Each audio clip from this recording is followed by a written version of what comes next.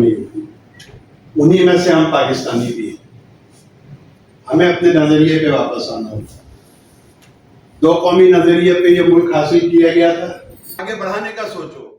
اس ملک میں یہ بجلی کا حال ابھی آپ نے دیکھ لیا. ہر نظام ہوگا. جو نظریے سے بھٹکی ہوئی قومیں ہوتی ہیں ان کی دنیا میں کوئی عزت اور کوئی آبرو کے حوالے سے اگر دیکھا جائے تو میں یہ عرض کروں گا کہ جس نظریے پر یہ ملک قائم ہوا تھا اگر اسے اسی نظریے پہ برقرار رکھا جاتا تو شاید یہ دنیا کا واحد ملک ہے کہ جس میں ہر وقت یہ خدشہ لگا رہتا ہے کہ اب ٹوٹا کہ جب ٹوٹا. اس دنیا میں اور دوسرا ملک کوئی نہیں.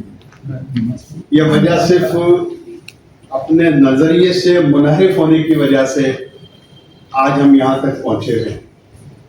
ہمیں واپس اپنے نظریے پر آنا ہوگا. جو نظریے سے بھٹکی ہوئی قومیں ہوتی ہیں ان کی دنیا میں کوئی عزت اور کوئی آبرو نہیں ہوتی. انہی میں سے ہم پاکستانی بھی ہیں. ہمیں اپنے نظریے پہ واپس آنا ہوگا.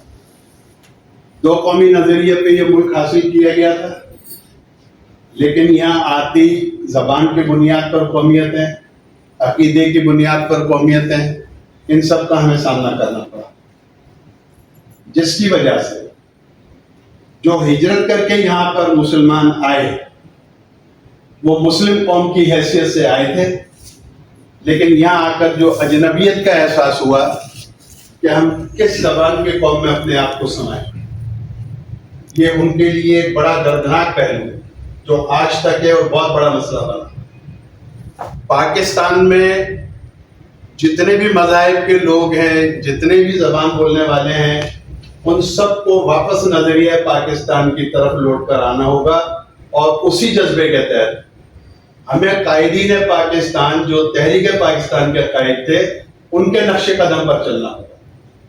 لیکن ہم اپنی ان سیاسی جماعتوں کے قائدین کے نقش قدم پر چل رہے ہیں کہ جنہیں صرف اپنے اقتدار سے غرض ہے.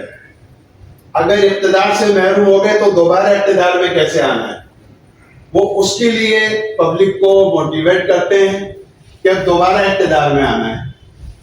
میں بہرحال جب سے دیکھ رہا ہوں 1970 کے الیکشن سے صرف 3 قوتیں یہاں پہ حکمران رہی ہیں, مسلم لیگ, پیپلز پارٹی یا پھر جس کا نام لینے سے لوگ خوفزدہ ہوتے ہیں فوج. یہ ایک ٹرائکا ہے اور باری باری یہ اقتدار میں آتے ہیں.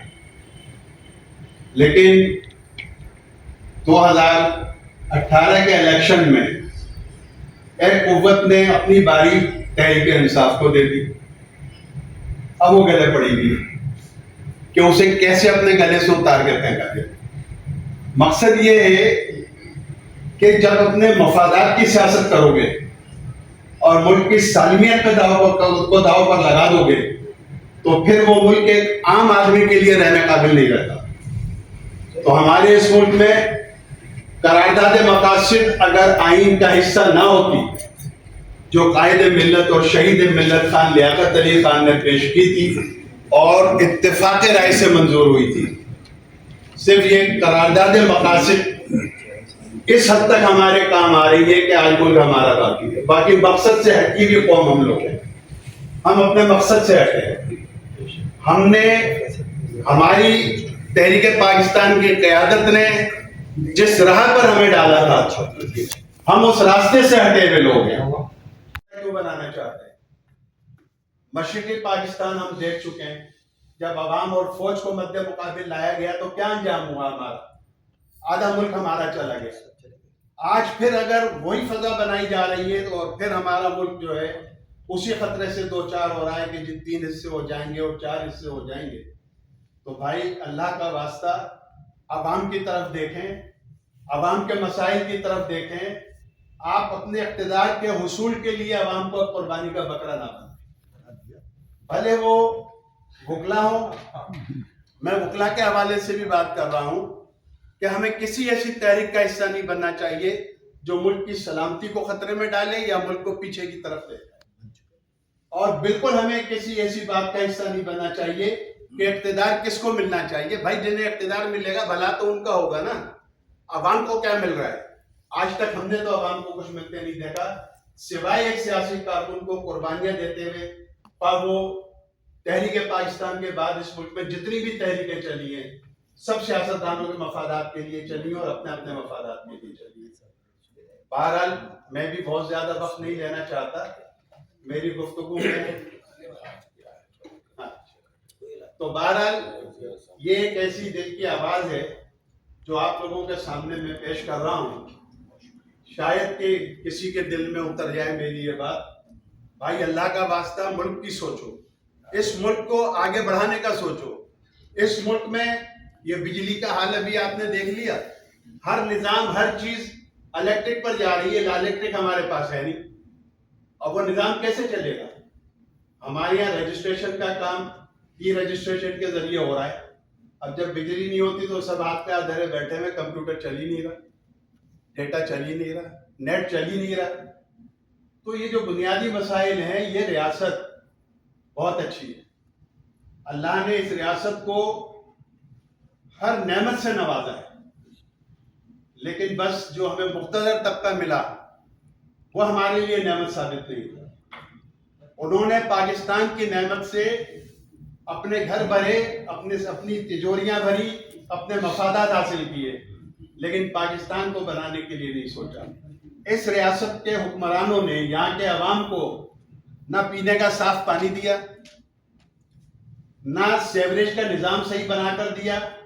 ذرا سی بارش ہوتی ہے اور بارش کے بغیر ہی گٹر ابل رہے ہوتے ہیں, گلیوں میں اور سڑکوں پر گندا پانی کھڑا ہوا ہوتا ہے. آپ صفائی کا نظام دیکھیں. آپ اسلام کے نام پر ملک بنا رہے ہیں. اسلام میں صفائی نصف ایمان ہے, تو آدھا ایمان تو ہمارا صفائی میں ہی نظر آ رہا ہے کہ کیسا ہے, تو باقی آدھا ایمان ہمارا کیسا ہوگا؟ جہاں جاتے گندگی کے جوڑ لگے ہوئے, جگہ جگہ گندگی ہے, کچرا ہے, بدبو ہے.